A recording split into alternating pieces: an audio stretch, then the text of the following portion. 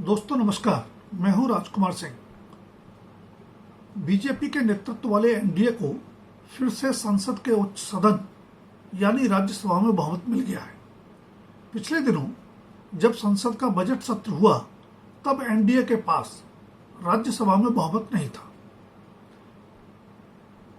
245 सदस्यों वाली राज्यसभा में बीजेपी के पास तब मात्र 86 सदस्य थे।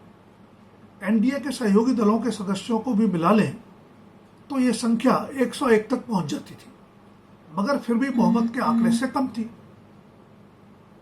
अगर राज्यसभा की सदस्य संख्या पूरी हो तो बहुमत के लिए 122 का आंकड़ा चाहिए।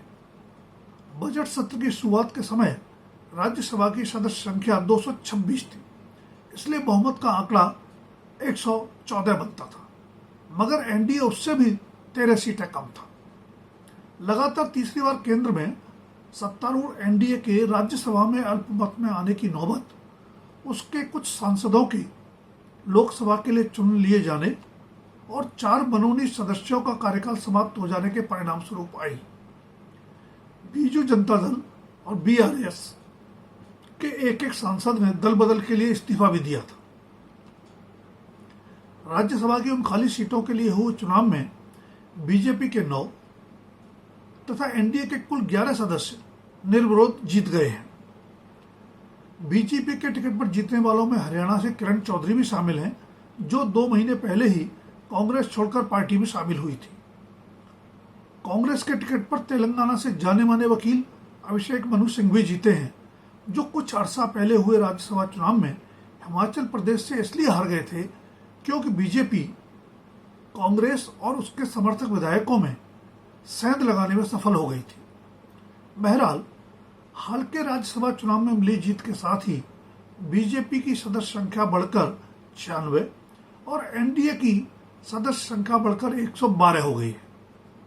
बेशक सदन की पूर्ण सदस्य संख्या के मद्देनजर यह भी बहुमत के आंकड़े से कम है, लेकिन राज्यसभा की वर्तमान प्रभावी सदस्य संख्या 237 ही है, क्योंकि 8 सीटें अभी भी खाली हैं। इनमें से 4 सीटें जम्मू कश्मीर की हैं, जबकि शेष 4 मनोनीत सदस्यों की। वर्तमान सदस्य संख्या के मद्देनजर राज्यसभा में बहुमत का आंकड़ा 119 बनता है, पर क्योंकि एनडीए सरकार को 6 मनोनीत एवं 1 निर्दलीय सदस्य का भी समर्थन हासिल है, उसे कुल 119 सदस्यों का समर्थन हासिल हो जाता है, जो बहुमत का आंकड़ा भी है। पिछले 2 कार्यकाल में कई मौकों पर मोदी सरकार की मदद करने वाले बीजू जनता दल और वाईएसआरसीपी का साथ तो शायद इस बार न मिले, पर वक्त जरूरत अन्ना द्रमुक और बीआरएस के 4 सदस्य एनडीए सरकार का समर्थन कर सकते हैं। बेशक लोकसभा की तरह राज्यसभा में भी बीजेपी बहुमत के लिए एनडीए के सहयोगी दलों पर ही निर्भर रहेगी।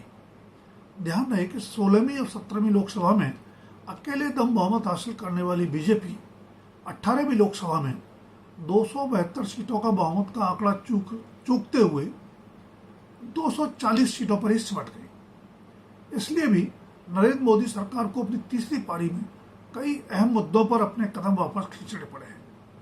बेशक गठबंधन राजनीति के दबाव का तकाजा है कि सहयोगियों से सलाह मशवरा कर ही सरकार संवेदनशील मुद्दों पर आगे बढ़े, लेकिन एनडीए को राज्यसभा में भी बहुमत मिल जाने के बाद मोदी सरकार को कम से कम लोकसभा से पारित किसी विधेयक के उच्च सदन में अटक जाने की आशंका तो अब नहीं रहेगी।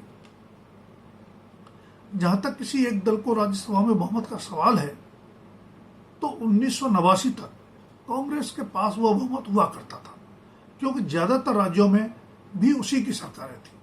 लेकिन उसके बाद किसी एक दल को संसद के उच्च सदन में बहुमत हासिल नहीं हुआ और सरकारों को महत्वपूर्ण विधेयक पारित करवाने के लिए छोटे छोटे दलों को साधना पड़ता रहा है।